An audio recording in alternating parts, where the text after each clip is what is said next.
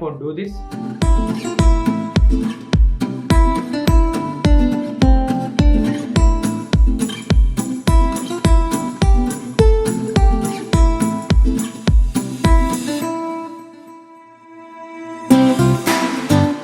If you have the latest, recently launched Android 11 on your Android phone or the iOS 14 on your iPhone, it can. If not, watch this video to find out. Google recently introduced a new gesture feature called Columbus. Unlike motion sense and activate features like in Pixel devices, Columbus doesn't require any special hardware to work. It just uses the device's accelerometer and gyroscope sensors to work.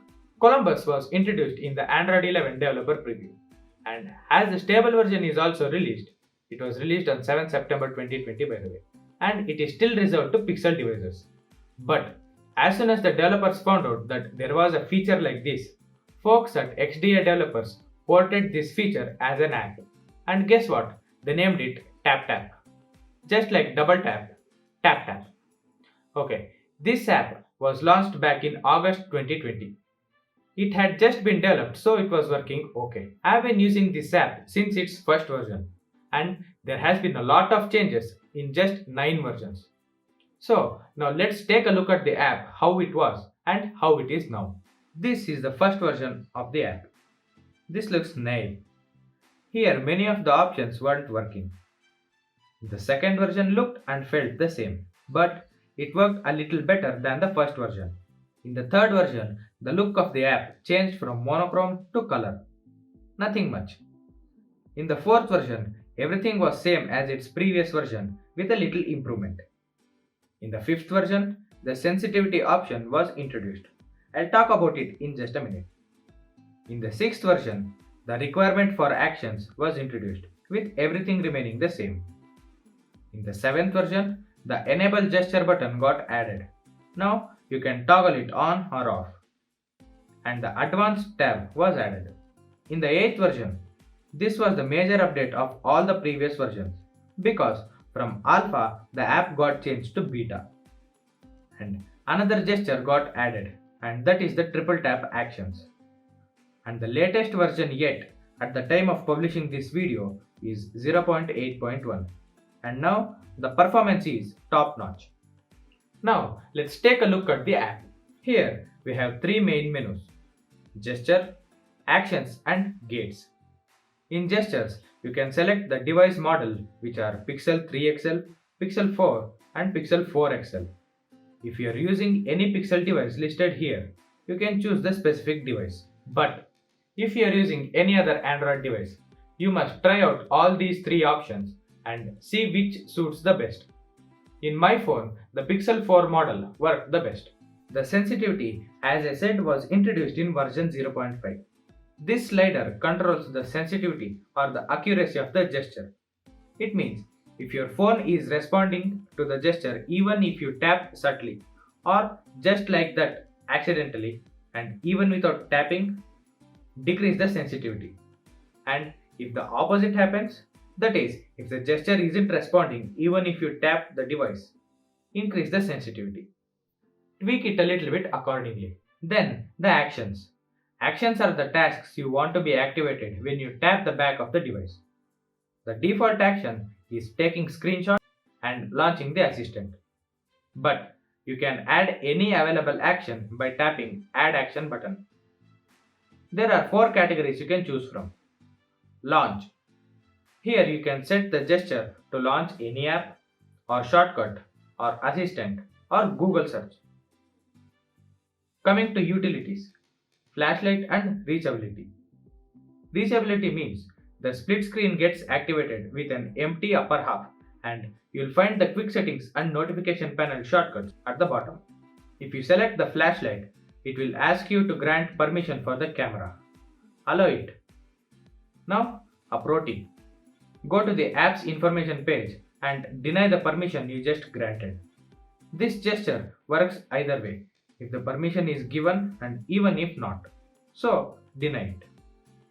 Now, in actions, you can set the gesture to take screenshots, go back, open recent tab, open notification panel, play pause music and much more.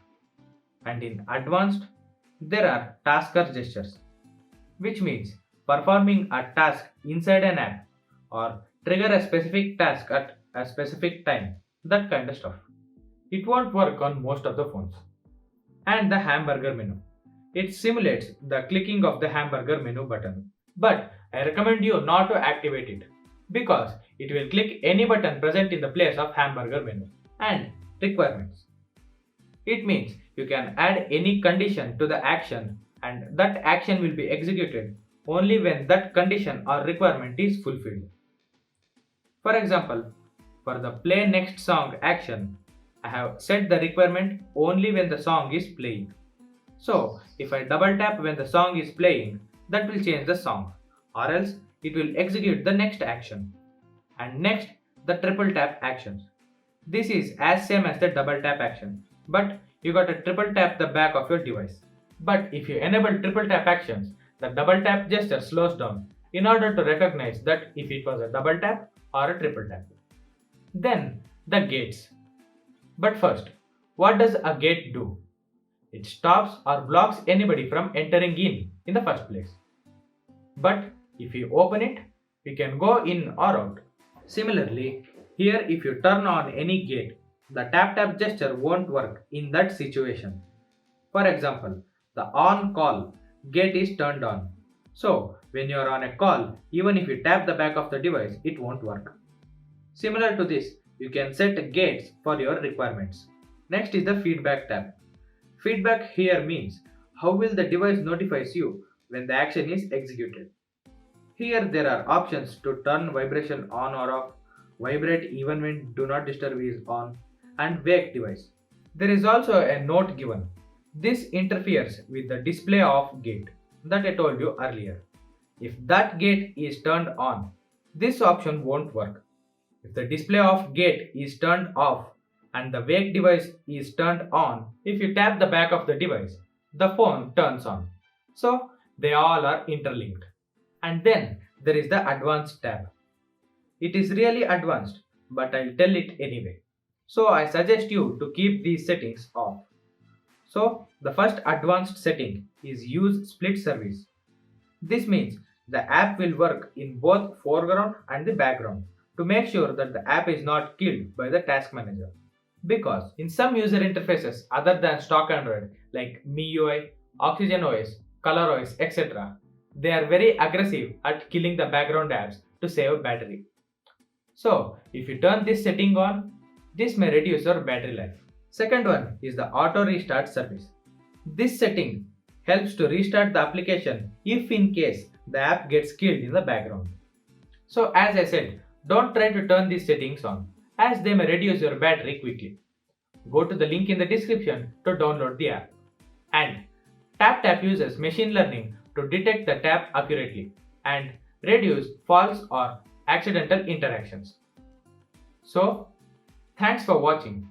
I'll see you soon in the new video. Until then, tap tap.